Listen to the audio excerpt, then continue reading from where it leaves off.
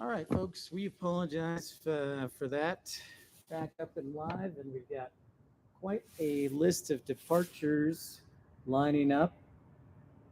Apologize for those technical difficulties. Very frustrating, I know. Frustrating for me. So we'll do our best to soldier on and call tech support.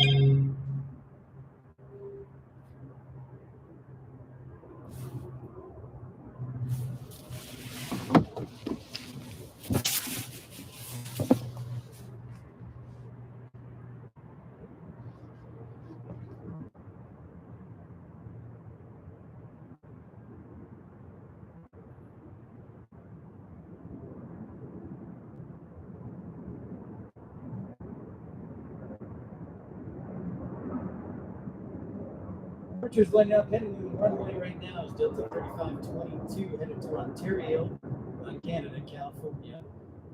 Next up, 4230 on a CRJ 200, our favorite plane, headed to Butte, Montana. Behind them, Delta 3714, Salt Lake City, Long Beach. And departing, also 175 Alaska 3317, Salt Lake City to San Francisco, where I left my heart.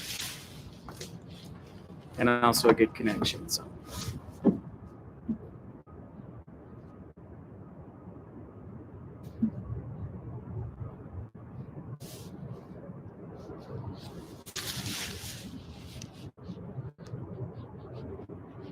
Glad you could join us here on a finally Friday, broadcasting till about 5:30. Broadcasting till about 5:30. Starting to get some more departures headed your way. Delta 906 joining the lineup parade, headed to Detroit. And then JetBlue 6872, the Transcon, headed to New York, JFK on 6872.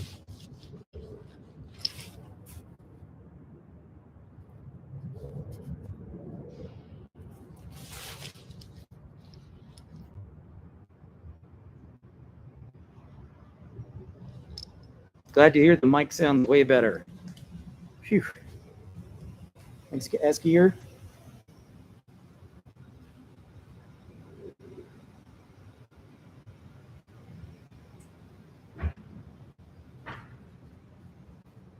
Friday, finally Friday.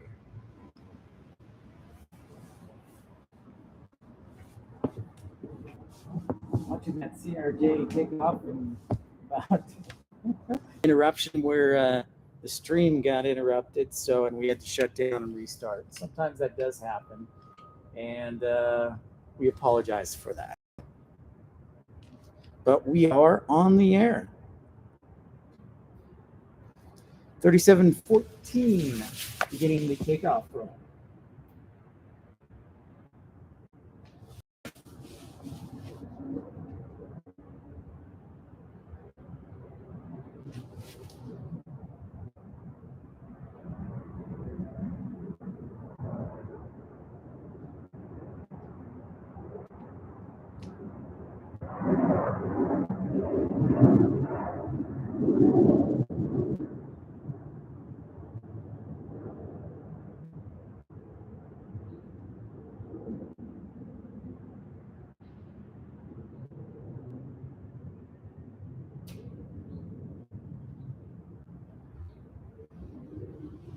head back because we've got a bevy of departures here.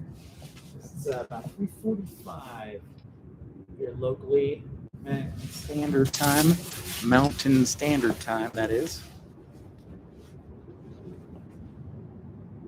9:06, Salt Lake City to Detroit, Delta 906, taking a runway. Airbus A321.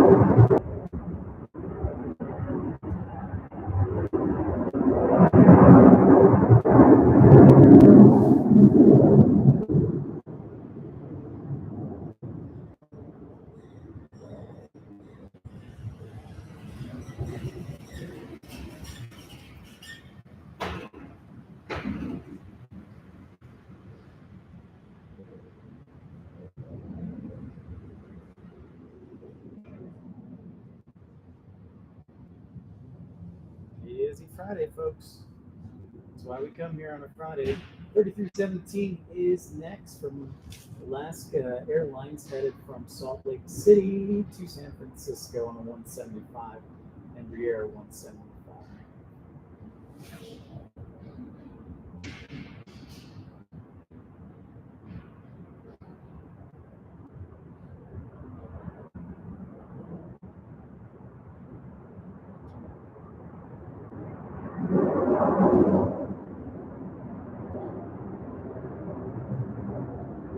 Looks like a live plane as well.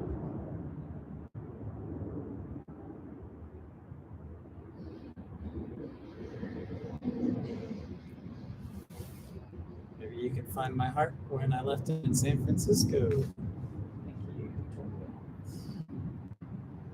JetBlue 6872 now taking the runway headed Transcon to JFK. Actually, we did add a 321 Neo into the fleet that will come to Salt Lake City across the JFK.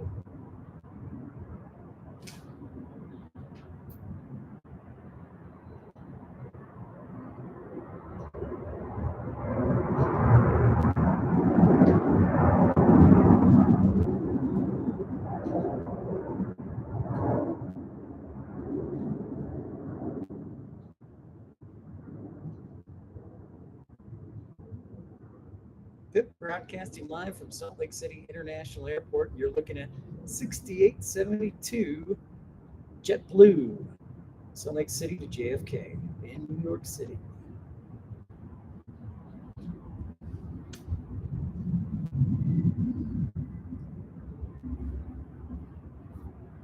Very fast and furious few minutes, and now we've got a little bit of a break, so let's enjoy the Wasatch Mountains. We have a quick minute. Yeah, I know the stream is lagging a little bit. Yeah, the internet is not cool today, creating me problems. Right now I run Google Fi, which should be a pretty strong connection, you'd think. It is Friday and a lot of bandwidth being used. So thanks for the report, Esgear. And thanks for tuning in. All right. Almost to the 4 o'clock hour. And maybe what we should do is just do a regular weekday too, where there's not as much as demand on the internet.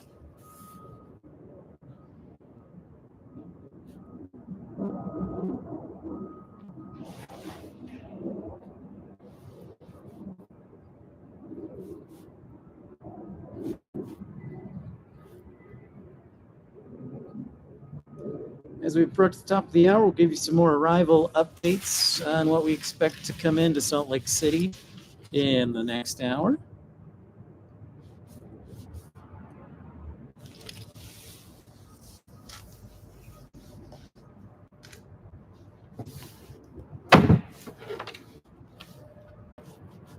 Headed inbound, 3-4. On the west side, you've got 3424 from Medford, Oregon, landing. 2339 from San Jose on an A221 300.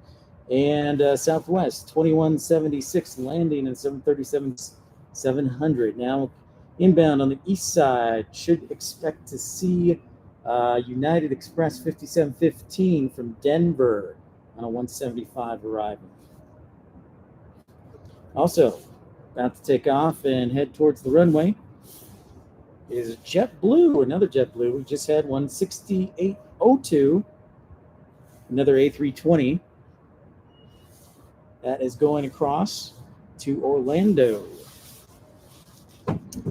the Magic Kingdom, if you will.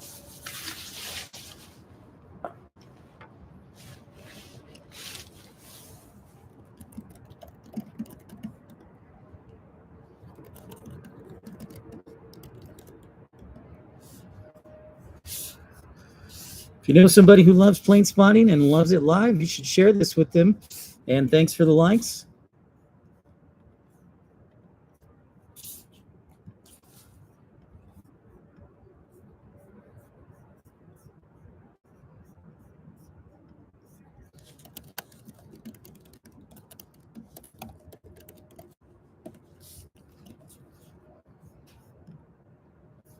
And thanks for tuning in.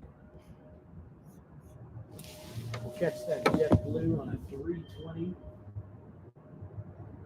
JetBlue runs 3 different types of airplanes, actually technically 4. You got the standby sturdy A320s that they run.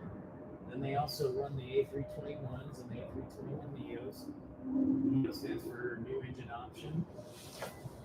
And then they also run the A220 300. Don't run the 100s. It's a Delta.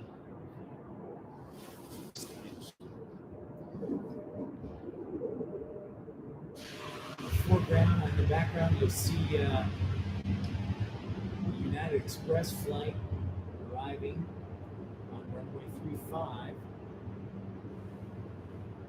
on E175.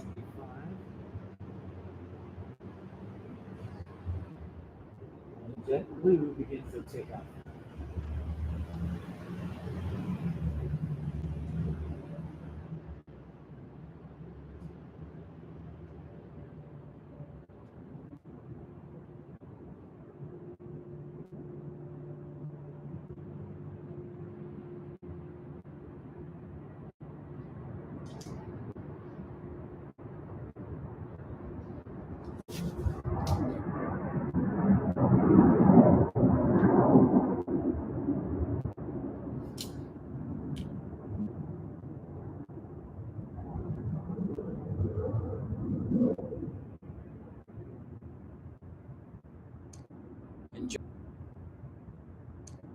Enjoy the Magic Kingdom. 6802 headed to Orlando.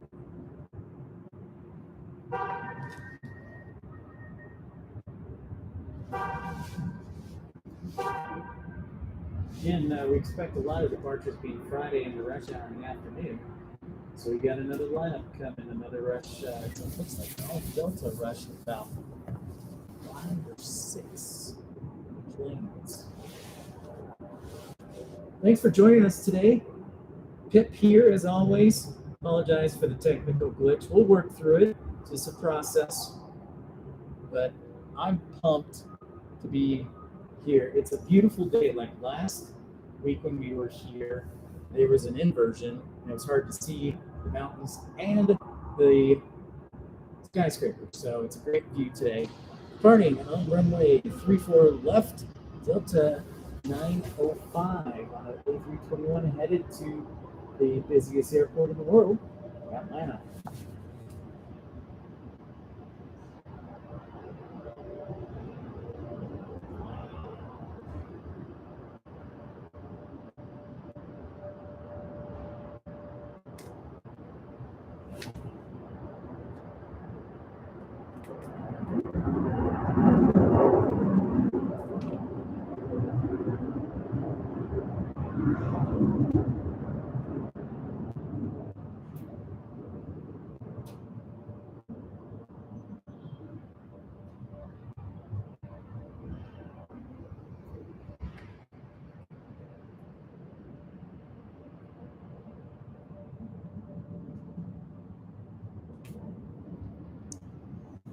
It's an all Delta lineup with a little bit A330.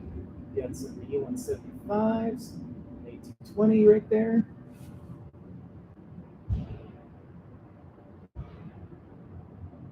My personal favorite planes.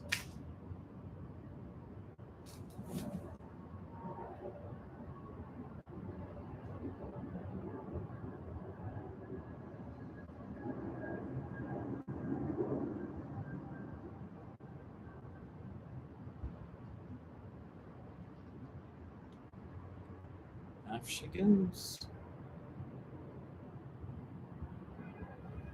Things are a little busy. I haven't had the chance to check on these departures because they're lining up and running them and flying. I'm guessing that A330 is headed to London. I think that's Delta 53.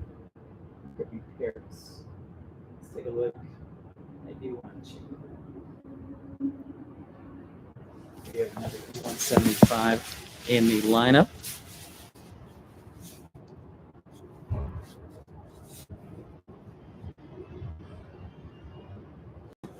On the runway, 3879, Delta 3879 on an E175.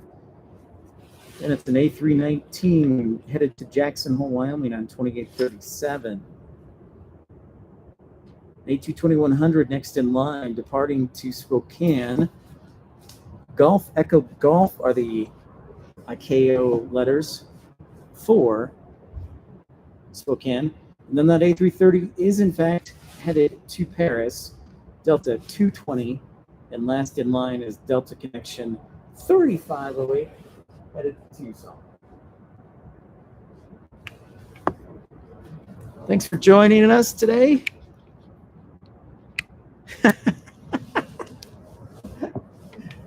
That's true. Wyoming is the least populous state in America. It is quite beautiful if you've ever been up to Jackson Hole. That's a good point. Well done. There's plenty of open space to retire.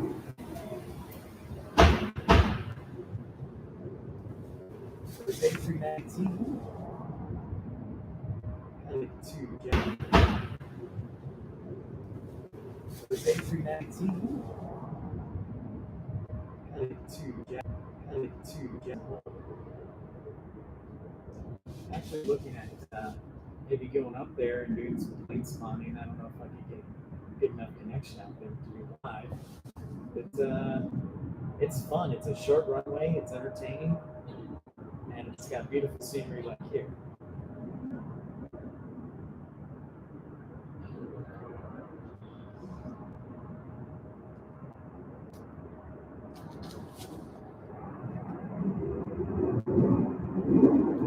It is, after all, ski season.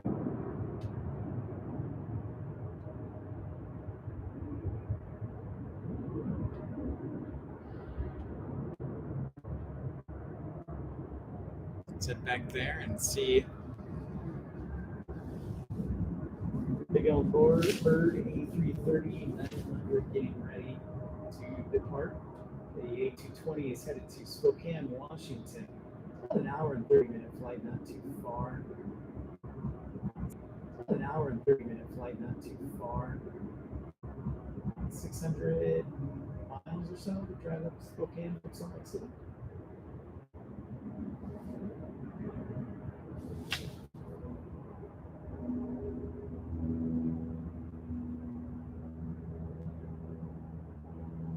Told you they were coming fast and furious on a Friday for departures, and we see him as we follow this 220 to Spokane. We see him going by. So if you like planes and if you like Delta, then you certainly are enjoying this action today. The only thing that we really want to come here to Salt Lake City is an A350, and they will once in a rare while, mostly for special charters, things like that. And but usually it's the A330, or you have the 767 that's still running the 400 variant, 300 or 400. We saw the other day headed to Honolulu.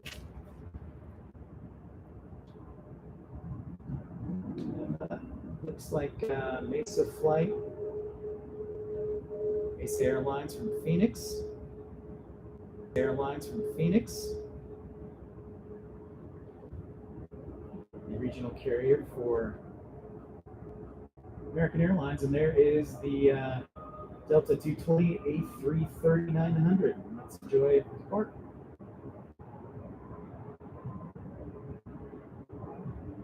Headed to Paris.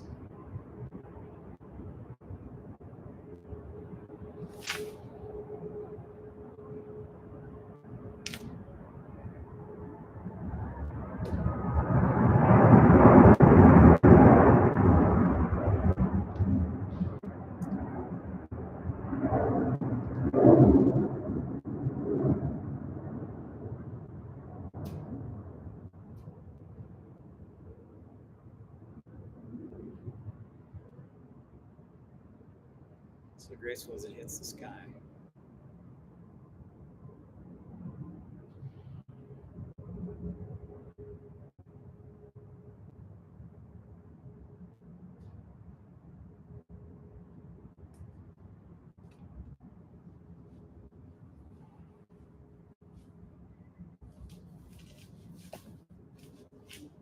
Lining up on the runway. Next up.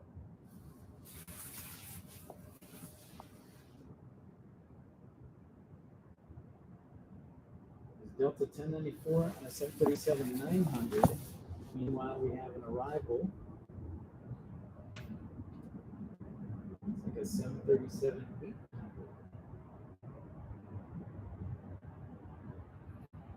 It's arriving on runway 35.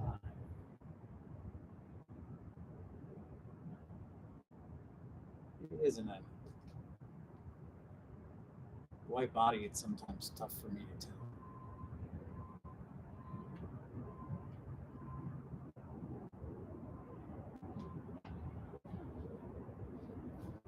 Hope you're enjoying all the action because it is quite active here on the east side. Runway 34 left and runway 35.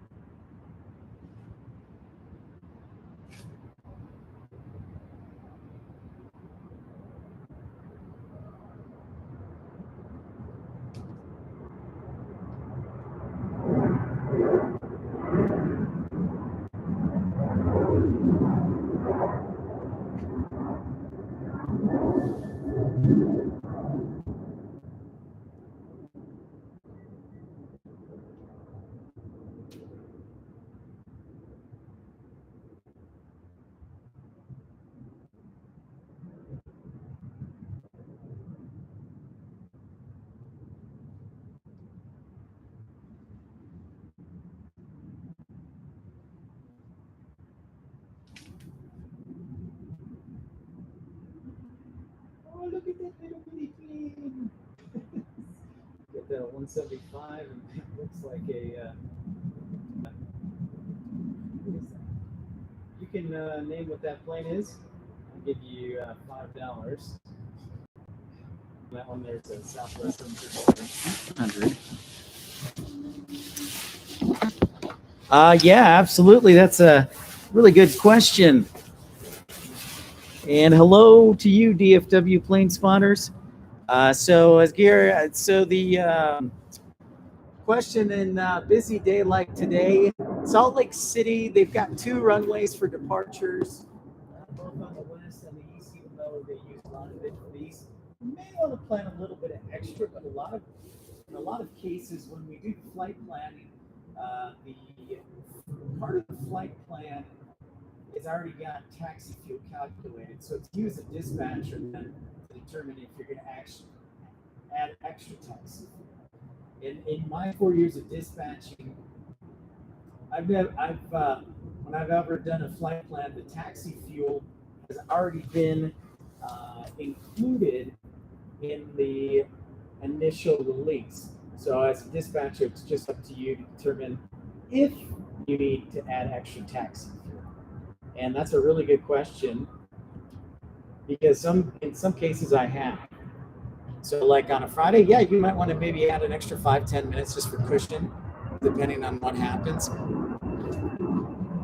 But there have definitely been lots of scenarios where, because I know traffic is going to be busier on like days like Friday or Monday or Sunday, and like in DFW or Chicago, and you know that there's a runway closure, then you're going to add extra taxi fuel. So it's certainly something you want to take into account. So a great question. It depends on a lot of factors, but yeah, for sure. I've done it several times, especially at the larger airports. Keep coming, fast and furious. Keep using that term, but it's been rapid fire here. A lot of departures if you've been tuning in for a while, and this is where the fun is.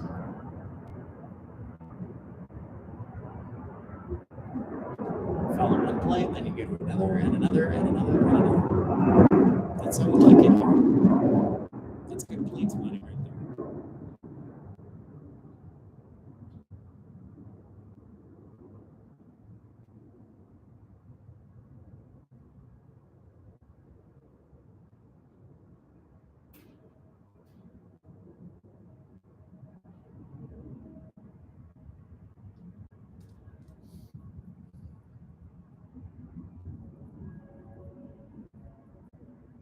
There's a little bitty plane taking off. Sorry, I'm not getting this. It's a super unique. Going to cargo. I don't know if that's a Beechcraft. It's pretty cool nonetheless.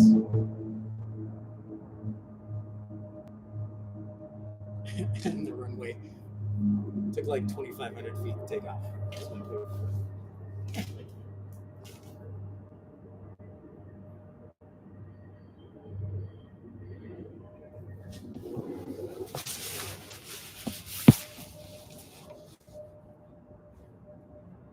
DFW Spotters, my old home. I hope the weather is better and probably what in the upper 50s, low 60s for temperature. All right, looking at the runway, lining up 2317, Delta 2317 headed to Los Angeles. 2263 on an A22300 headed to Houston Intercontinental. And I'm going to give you a guess on why Southwest 457 is parked right there. So can anybody tell me why Southwest 457 is just parked right there and it's headed to Denver? Me, why Southwest 457 is parked right there and it's headed to Denver?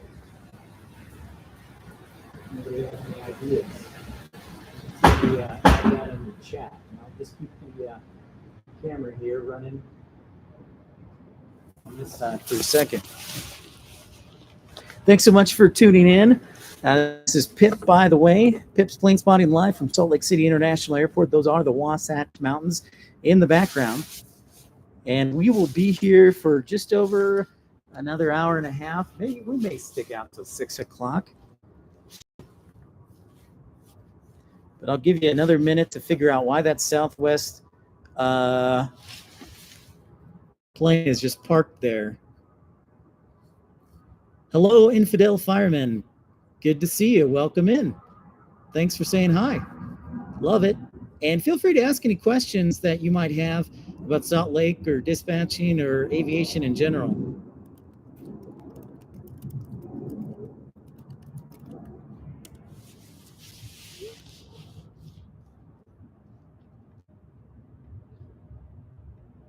Hey, Tyson. Yeah, so I will give a quick hello. The visibility is not as good today, so we'll zoom down to your neck of the woods real quick. So if you look south of the airport, I am not a pilot. It is expensive, Tyson. I think the beginning private license is what, like 10 grand? So I always tell people if they really want to be a pilot and they're younger, go into the military if they're able. Because there, you get training, you get paid, and then you get paid to get your licenses and your ratings. So if If you want to be a pilot, military is definitely a great option. And airlines now are starting their academies and everything, or expanding their academies. So typically when we talk about wanting to be an airline pilot, everything I've heard, I'm not a pilot, everything I've heard, I'm not a pilot, but when I talk to pilots, usually the magic number to get hired, about 1,500 hours of flight time, plus you have to have certain ratings, your instrument rating, and everything that goes along with that.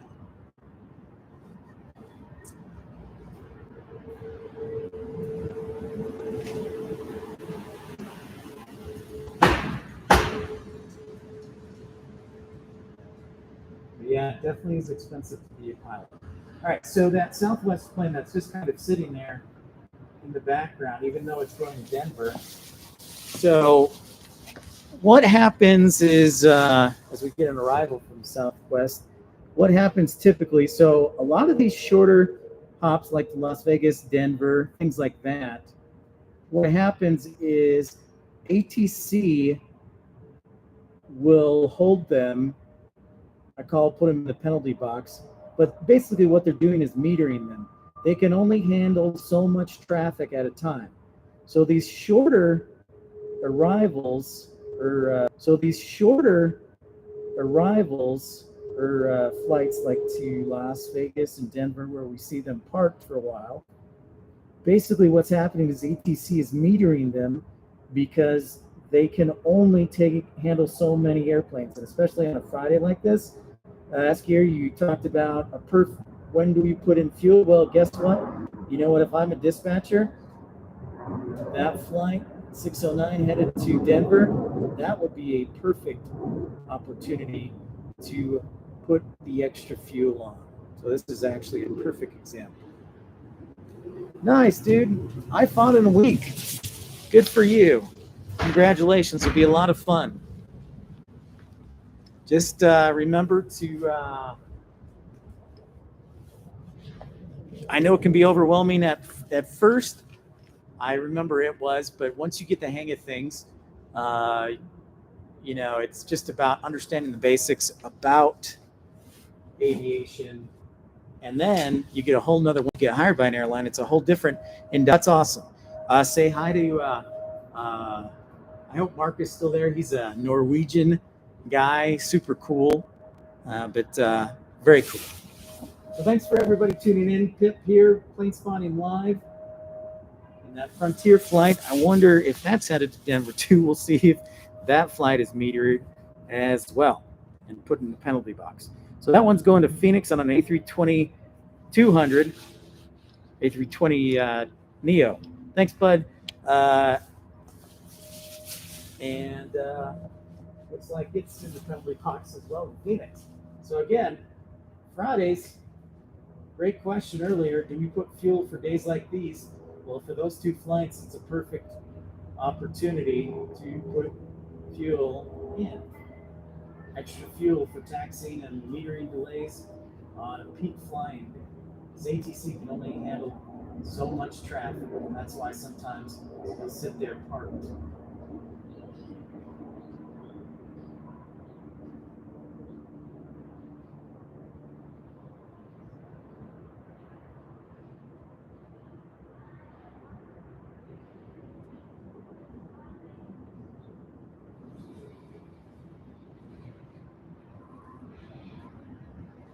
There's two only airplanes.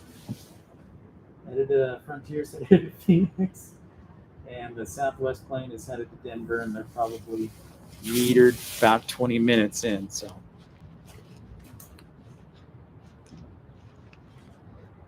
the bangs in the background. You talking about me? I may have tripped there, so apologize, Tyson. Thanks for tuning in again. Pip's Planespotting live from Salt Lake City International Airport. And we've had a lot of departures here, staying busy. And headed inbound is 2630 from San Diego on the 737-900 under runway 35.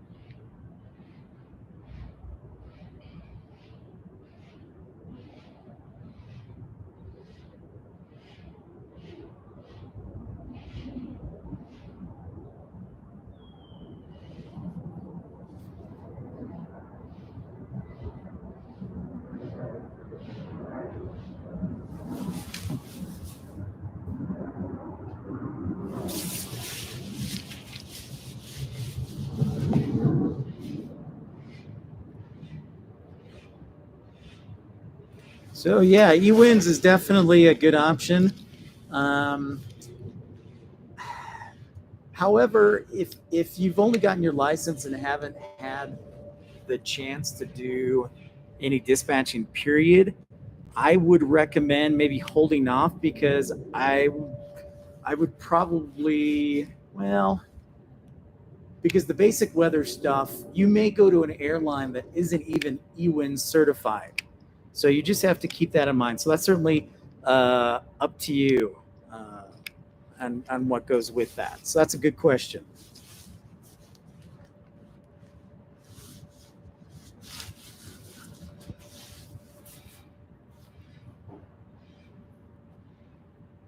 Meanwhile, getting ready to depart another Southwest flight, 251 headed to Austin on 737-700, Austin, Texas.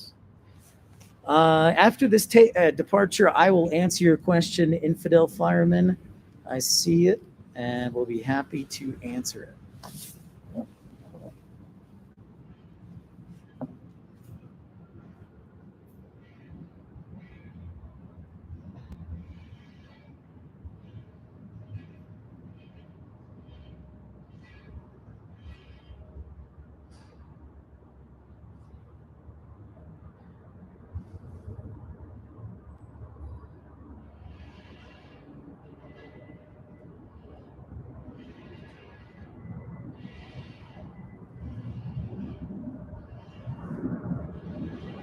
Sorry about that.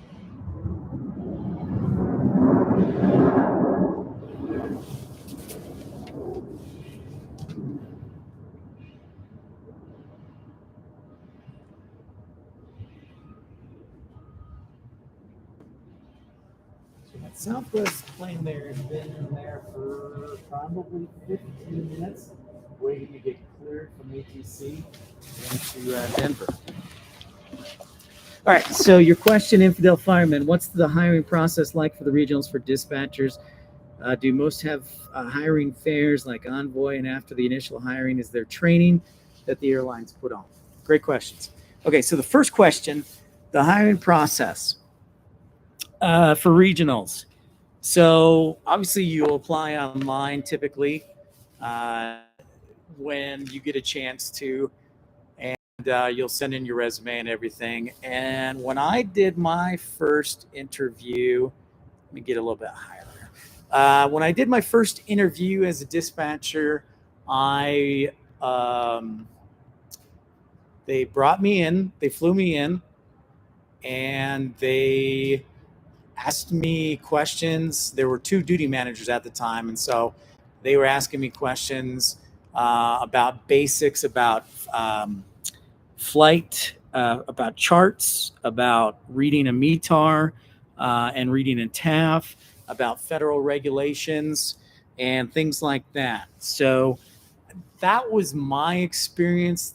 I know there are other regional airlines that do something similar.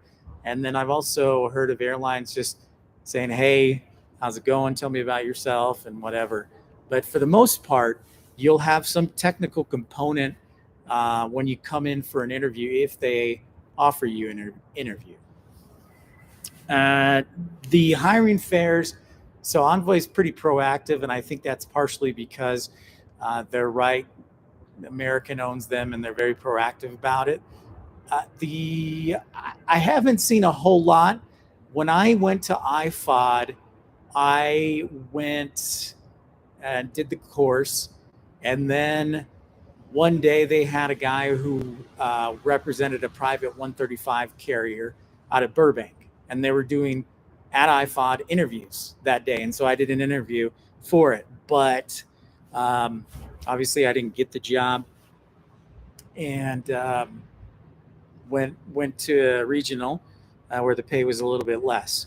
So uh, I think the fairs, if you find a job fair, regardless, it's a good idea to give your resume to the job fair representative of the company, because the worst thing that can happen is, they have another resume or somebody to talk to. But I would highly recommend that. But it looks like they're both cleared at the same time. it's like a question if he's going to go out first to Southwest to Denver and then Frontier to Phoenix. I think they get released at the exact same time. And then the last part of your question, after the initial hiring, is there training that the airlines put on? Yeah, absolutely. So basically, your dispatcher license, when you get it, is basically a license to learn because the airline that you work for has their own rules and regulations. So it can really be dependent on the airline. When I got hired at the first regional, I had it was 6 weeks of classroom training, and it was also 6 weeks of on-the-job training.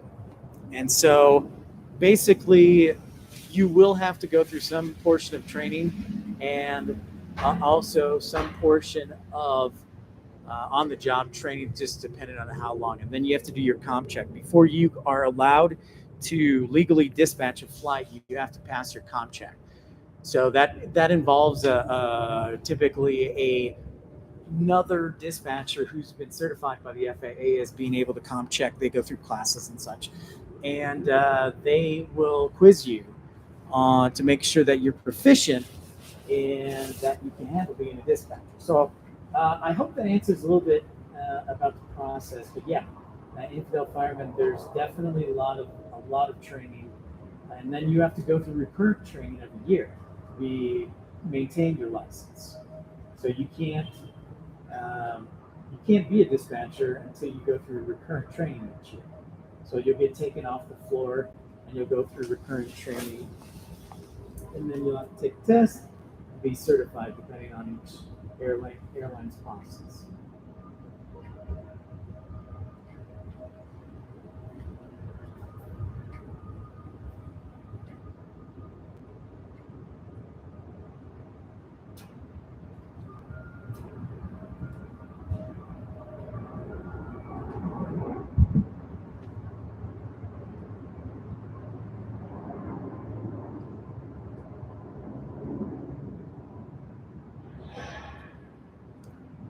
Based on that flow time, I could have driven almost to Denver. Or maybe not. It was a bit of a delay. So that's something you got to take into account. Your busier airports. I think Denver is now I want to say the fifth busiest airport in America, fifth or sixth. Their FAA is releasing the final numbers as we zoom in on this FedEx arrival from Memphis in 767. I think the FAA is finalizing the numbers that were released them recently on the busiest airports. In fact, I have a brief moment. I will check that out.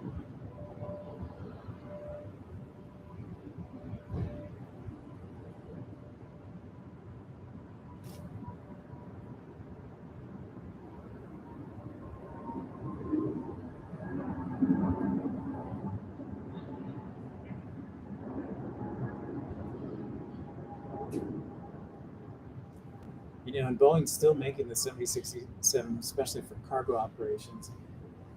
And it's also known as the KC-46 in military language.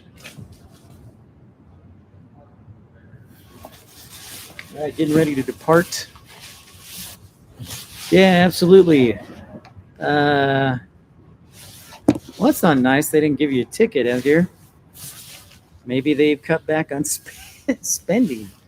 When I had the interview, they did fly me out. So getting ready to get onto the runway. You're welcome, infidel firemen, for the answers. Always happy to help. And this 2583 and 737-800 headed to Los Angeles. Think about the 737-800s that I like with Southwest is they've got the new bins that they fold down instead of the door flips up. It actually folds down and provides more space. So I really like that.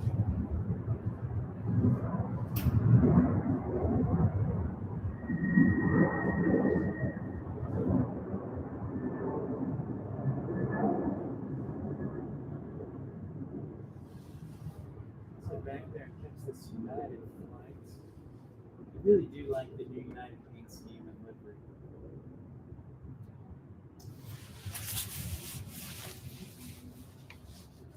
Denver number 3.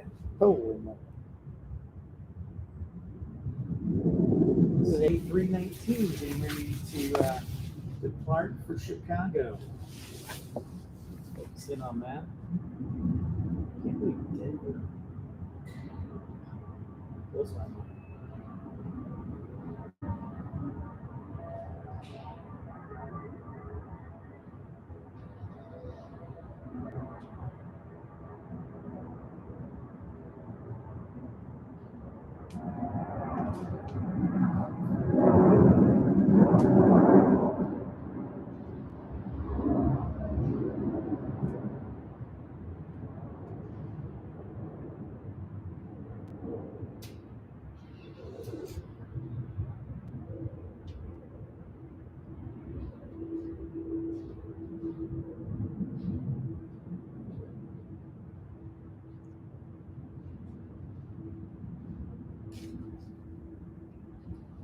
Pip with you, broadcasting live from Salt Lake City International Airport.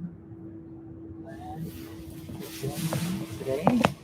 And we've got a good group of folks joining in and enjoying the stream. I want to do a little research on this Denver thing. Now I'm curious.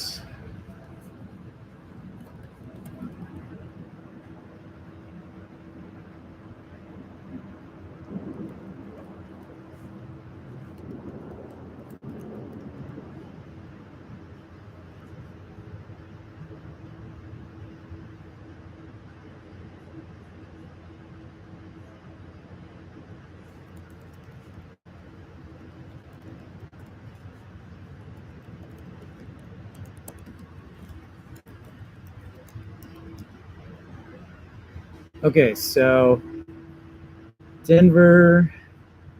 So this came out today, in fact.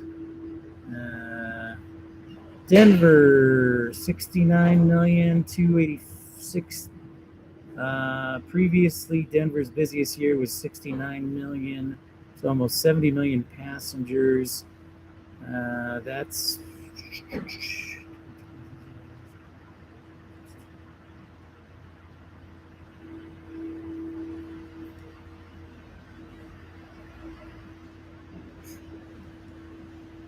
for year-to-date, October 2022. Okay, so Denver from October was the busiest airport in the world, behind only Atlanta and Dallas-Fort Worth. And oh, by the way, Atlanta's Delta's hub, biggest hub, and DFW is American's biggest hub. So kind of a fun fact.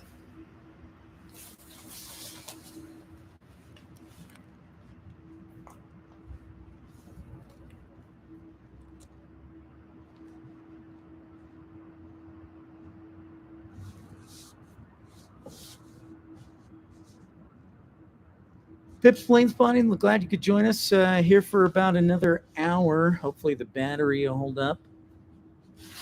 I did buy a backup charger that is on the way. Hopefully we'll be able to broadcast a little longer. That's pretty exciting. That blows my mind. Denver's almost 70 million people. Dallas has got to be way past 70. It's Americans, super.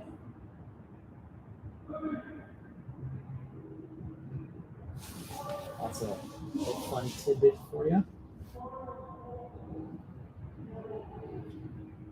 See, we're not just here to entertain, we're also here to inform, and I hope that you guys can appreciate that and share that with other people, and then you tell them, and then they watch, and then it's kind of like a domino effect. So hopefully I can bring some good stuff for you.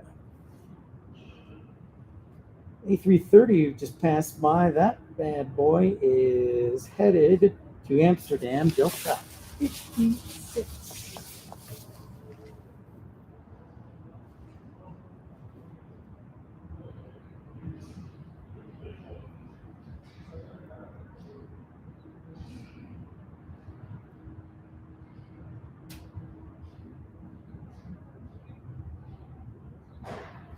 new to the channel, we'd love to have you give us the old thumbs up, but also don't forget to subscribe, because that way you'll know when I will be broadcasting live and when I have new plane spotting video come out.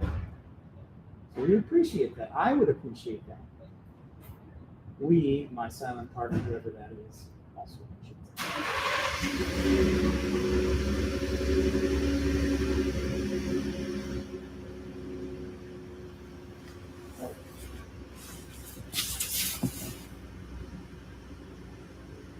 Well, I'm glad that the audio is a little bit better tools.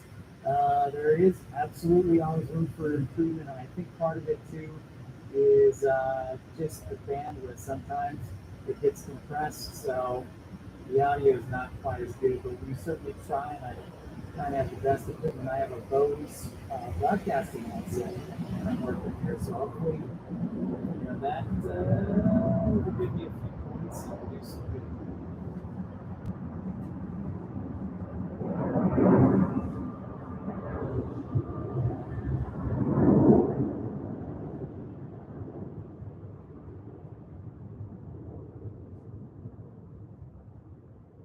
Here she goes.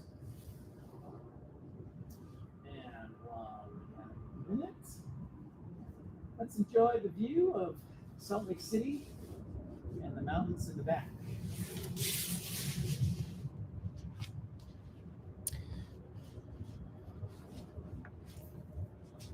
So, like I said, we'll try and be on for. Well, good for you, Tyson. Way to stick with your guns and your beliefs. Good for you, man. Yeah, and unfortunately, ramp is a lot of positions in the airline and operations is seniority based. So yeah, you'll probably end up getting worked Sundays for the first few years. But good for you, man. That is Salt Lake City, downtown Salt Lake City. In fact, just a reminder that the NBA, the National Basketball Association, is holding the All-Star game next weekend. So if you're in Salt Lake, your hotel room is probably already taken, or that dinner reservation is already taken. So just a heads up there. And but it's easy to get to downtown from the airport if you're just flying in, because the drive is I don't know, 10 minutes at the most on I-80, or you can take Trax, which is actually speeding by, in case you're new to Salt Lake City. So that right there, that is Trax, the light rail system. And that is the green line. The green line is the only line that goes to Salt Lake City Airport, is the green line. But that'll take you into downtown in about 15 minutes. So, and it's $275 for a ticket, one way. So that's pretty cool. And they do have free fare zones. And just keep that in mind. Yep, Infidel, I cannot argue with that statement right there, man. Very, very beautiful. I mean, and as you take a look at it, people I think forget too that Park City is just a 20-25 minute drive. In fact, they actually have buses that UTA has from the airport that'll take you to Park City. So if you have your skis and everything, you're good to go. And one of the cool things about the new Salt Lake Airport and the new terminal, at least, is they've made that the baggage claim, in fact, has the very large, I don't know what you call them, but ramps for the skis. So they definitely did not forget about that. So, which was pretty smart on their part.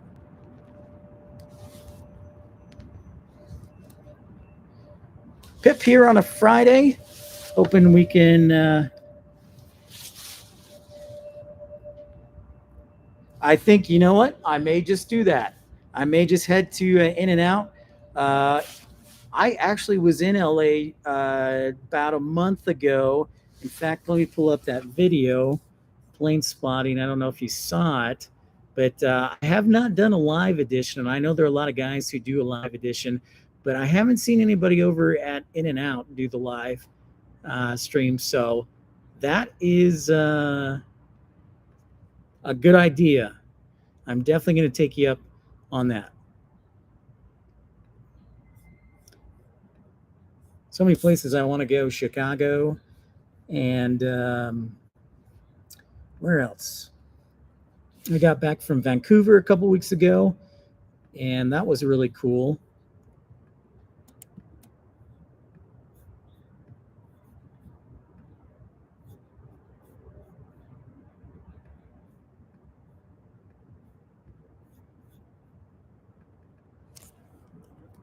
That In and Out, by the way, is always busy because I think whenever when everybody goes to LAX, that is the first place they go or gets out of LAX.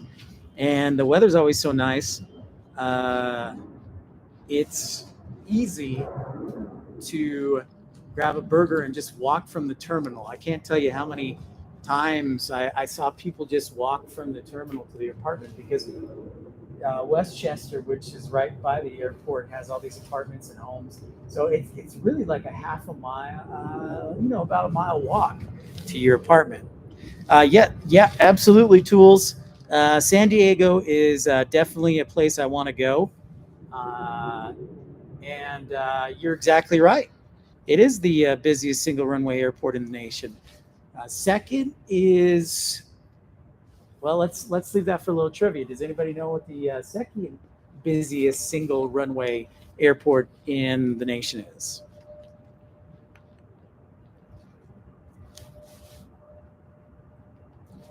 Yeah, I didn't see that, but yeah, Denver is a mess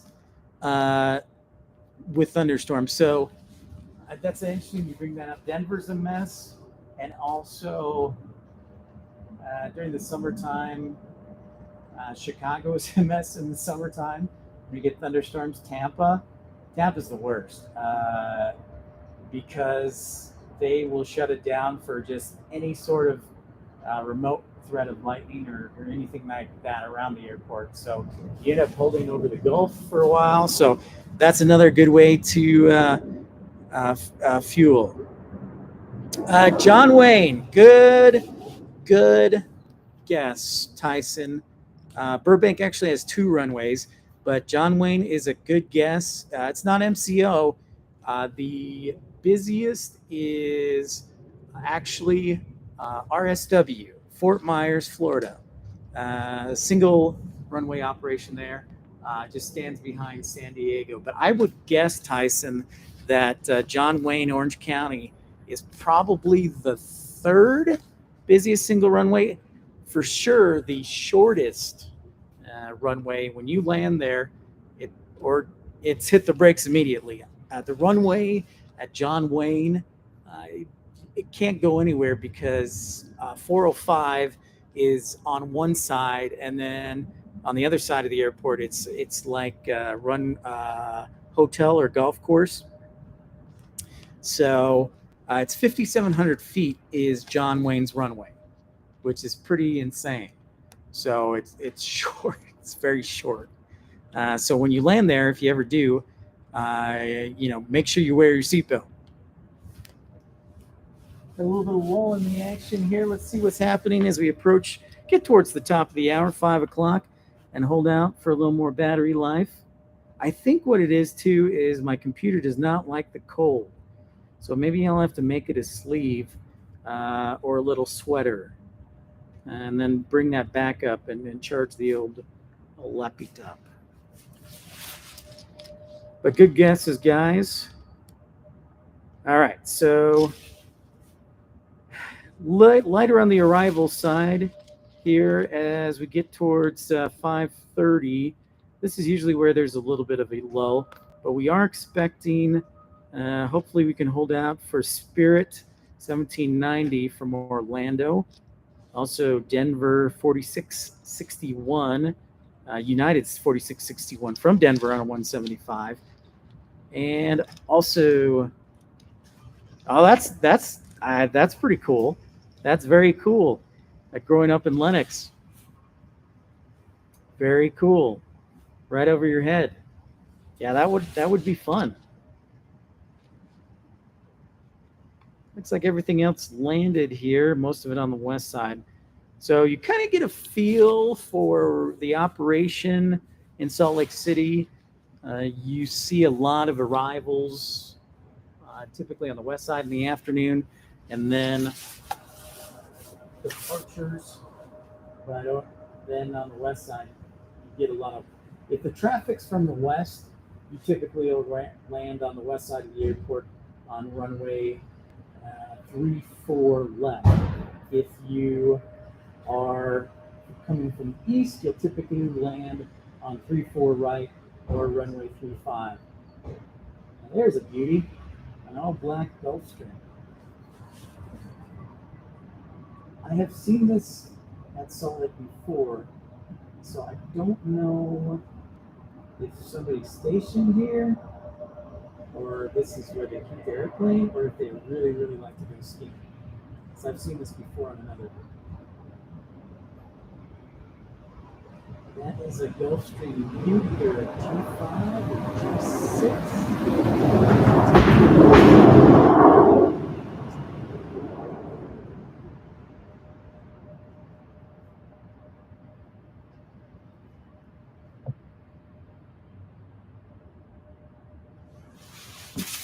You're not too familiar. You know what?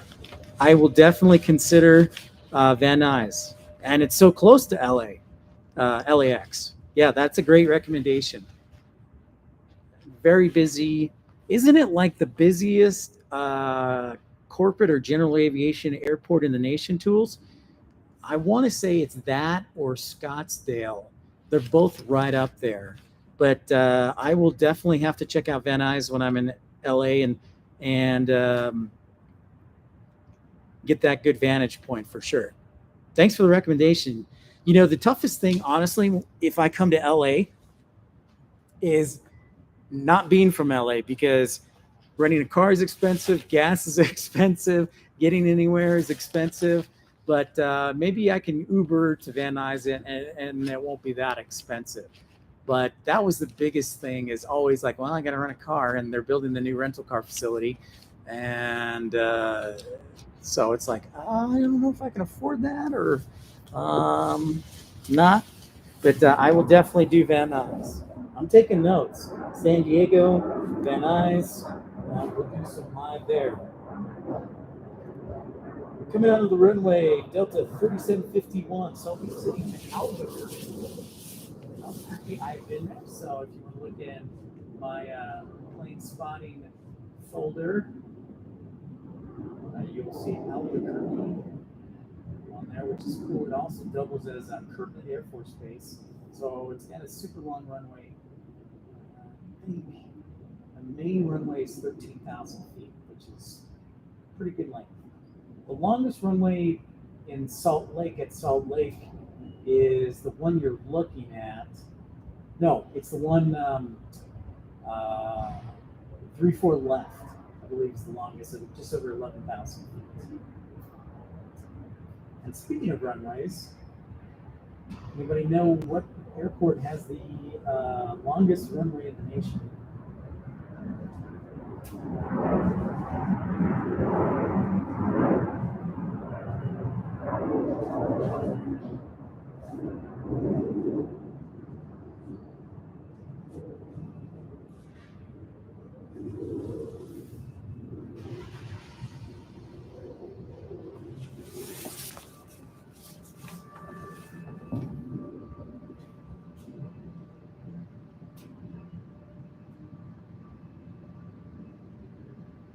Their Gulfstream G200.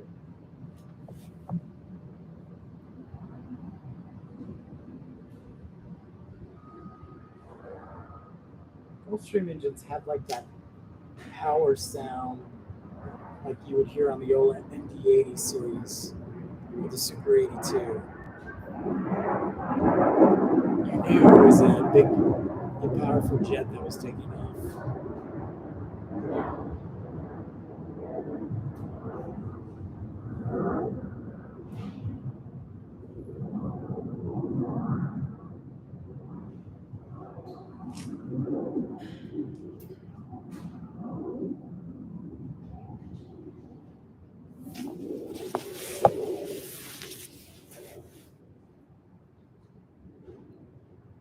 will try and keep into the microphone. And I also think you are correct. The longest runway is Denver, in fact, just over 16,000 feet.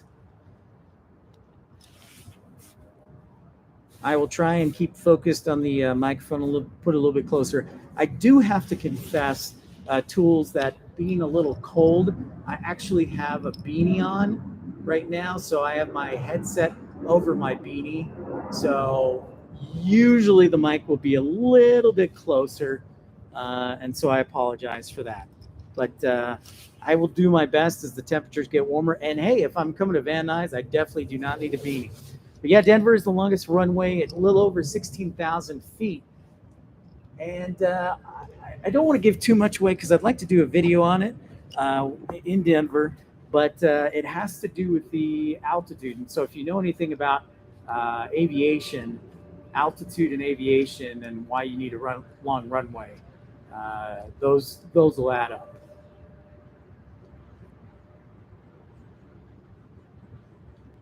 Yeah, still working the bugs out. And also the old cold weather.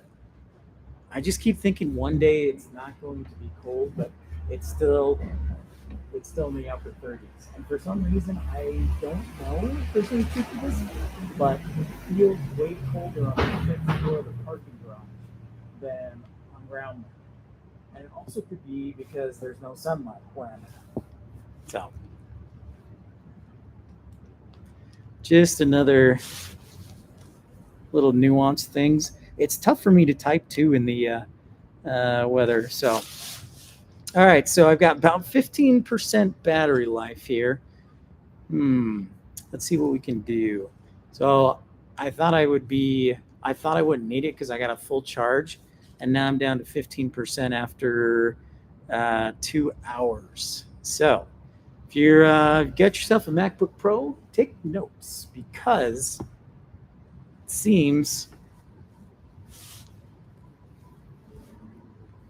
seems that it does not like the cold.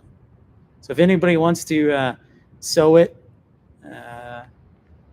me a little blanket for it, that'd be great. Yes. The old climb limit. Yeah, you are 100% right. So with Denver, yeah, so when it's super hot, they run into weight limitations. So because the altitude is so high, the temperature, it doesn't mix well. It's like, imagine, if you will, trying to run when there's less oxygen in the air. And what will happen if there's less oxygen in the air? Your performance, your human body performance, is going to decrease because there's not as much oxygen in the air. So the process, of energy is not going to be beneficial if you're at high altitude because there's less oxygen in the air. And it's the same way with engines in the airplane. So when it's hot, you already feel labored. And in addition to that, you're at a higher altitude. So it's hot and less oxygen. So that's like a double whammy for an airplane engine. As looks like a Dassault 900 here landing.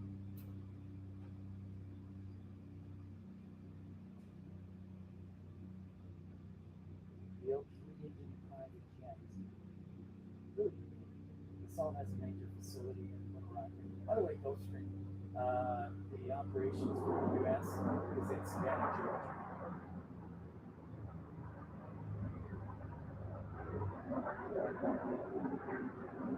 Yeah, speaking of the engines, the double whammy is hot temperatures and high altitude. Because not only are you decreasing the air density, so you're decreasing the performance and the oxygen available for the process of using a turbocharger. Yeah, tools, you're exactly right. You're exactly right with the hot temperatures. And the engines have to work harder, and since the air is less dense, like you said, the wings are producing less lift. You got it, man.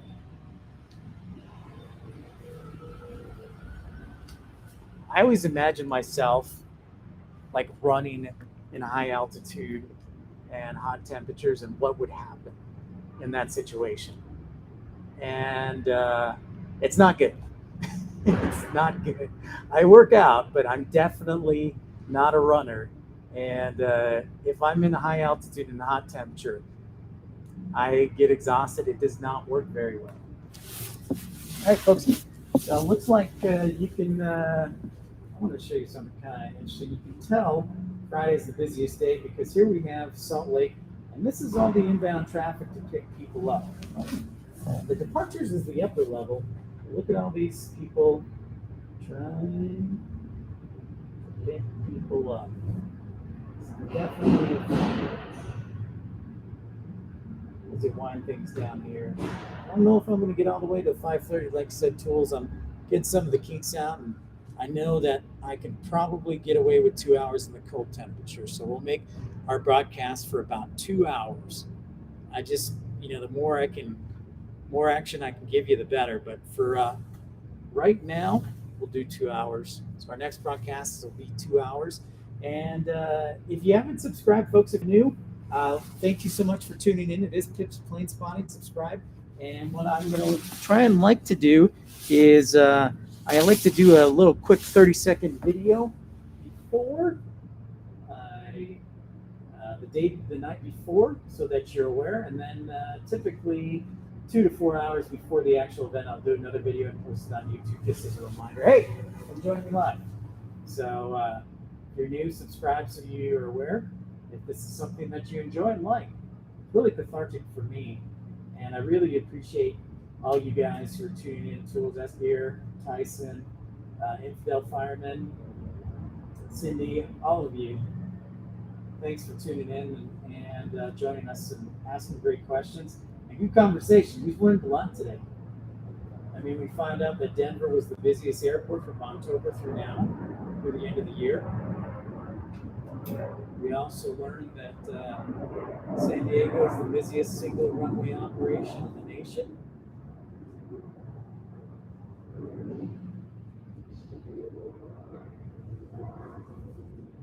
That's a cool fun fact. So whenever you tune in, you always learn something. And Infidel Fireman had some good questions about dispatching. So right now, we've got 9% left, folks. So we're going to wrap it up here in the next 5 minutes. So if I cut off prematurely, I apologize profusely. But just think of me as the 2-hour movie that you get to watch for free. If you would like to donate, we'll get a PayPal link up there, and I will have eventually super links as we look at this Cessna citation. Digging out for that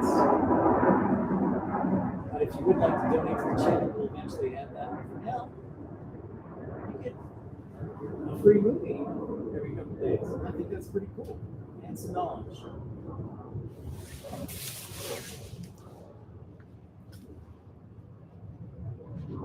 So let's call the top of the hour the end of today. So we'll be on for about 5 more minutes. Thank you for everybody tuning in, for liking the video, for watching. And of course, this will be on display for replay on YouTube. We had a little technical difficulty at the beginning. I think I've got a defective. Basically what happened, if you guys, I have a switcher, and if you know video work, I have a switcher that helps me switch through multiple cameras. I was going to display my iPad today and some pictures and then also work multiple cameras. So, but unfortunately, I think I got a defective switcher, so I'm going to have to send that back. For now, we'll just stick with the single operation, which is pretty good. I think I'm a pretty good cameraman, and the headset allows me to do 2 things at once. So that's pretty cool. Let's take one last look at, see if there are any rivals coming in on final.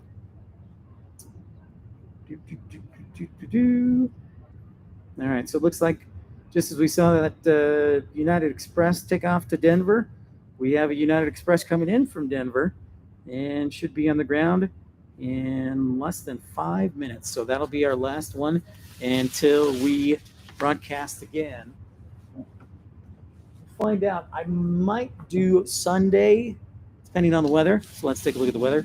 But might do Sunday afternoon. And we may decide whether we want to go east side or west side. Obviously, the sunshine is a factor. So we'll decide. But I'll let you know, of course. We'll be posting video of giving you a heads up of when it and scheduling it on YouTube. Let's see, what is the forecast for Sunday in Salt Lake City? All right, so Sunday it calls for sunny skies, probably inversion, so it's going to be a little smoggy because we don't have precip on our way. So we might do that, but I'll let you know one way or the other on YouTube.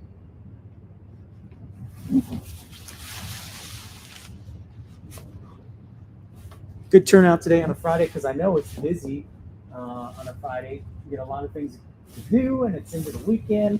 So thanks for making time.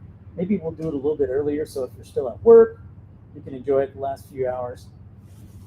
And then be out of work early at like 4 o'clock if you're in Mountain Standard Time or whatever.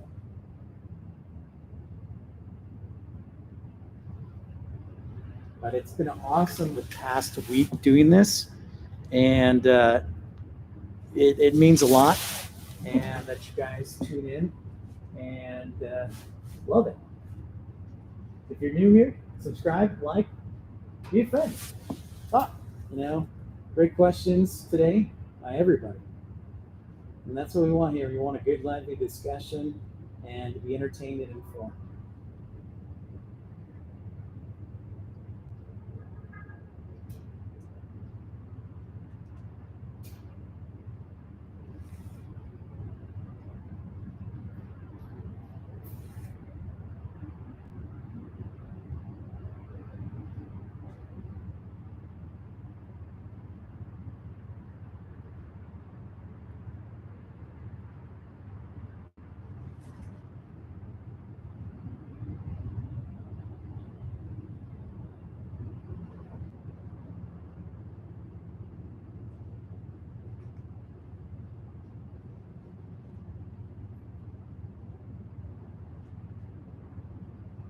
The smooth Embraer 175 landing.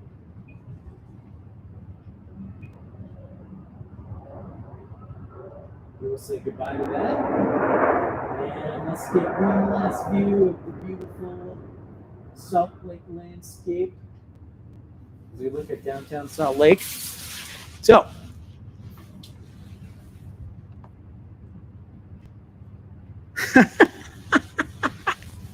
thank you, Tools. I will remember that, and I look forward to that day greatly. But for now, it is 5 o'clock here, Mountain Standard Time. I wanted to thank everybody for tuning in. Tyson, his gear, Tools, Infidel Fireman, DFW, Planespotting, everybody else from abroad and across the pond at any point. Make sure you do like and subscribe. Like this video and subscribe if you want more great Planespotting live so we can make it happen. But for now, just enjoy the view of Salt Lake City as it becomes close to sunset, sunsetting around 6 o'clock tonight. But thanks so much for everybody tuning in. Look at those beautiful mountains. And we will keep it up, and we will talk to you again and let you know when we're broadcasting next. So we'll make a quick video via YouTube, so watch out for that. And we will talk to all of you and look forward to seeing each one of you soon. So for now, it is me, Pip, saying good night from Salt Lake City.